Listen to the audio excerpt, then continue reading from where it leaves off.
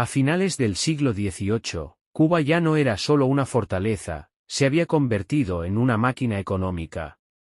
Una isla dominada por el azúcar, sostenida por el trabajo forzado. Y vigilada por muros, soldados y leyes. El azúcar se convirtió en el corazón de la economía cubana. Los ingenios crecían por toda la isla, especialmente en el occidente. Cada plantación significaba riqueza, pero también dependencia absoluta del trabajo esclavo. Aunque esclavos africanos ya habían llegado antes a Cuba, fue entre finales del siglo XVIII y comienzos del XIX. Cuando su número aumentó de forma masiva, miles de hombres, mujeres y niños cruzaron el Atlántico encadenados. Barcos negreros arribaban sin descanso. Los puertos de La Habana y Matanzas se convirtieron en puntos clave del comercio humano. Cada llegada alimentaba los ingenios, y reforzaba un sistema basado en la deshumanización.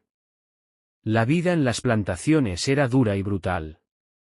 Jornadas interminables, castigos físicos, viviendas precarias y vigilancia constante. El azúcar dulce para Europa se producía con sangre y sufrimiento.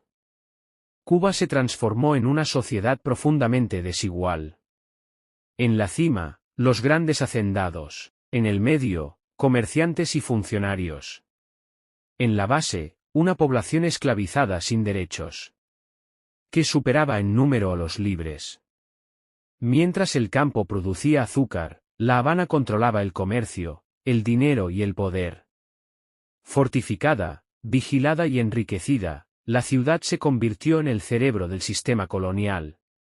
El azúcar convirtió a Cuba en una potencia económica, pero también sembró tensiones, miedos y contradicciones. En el próximo episodio veremos cómo este sistema preparó el camino para rebeliones, resistencias y un futuro imposible de contener. Esto es Chronicle Terra.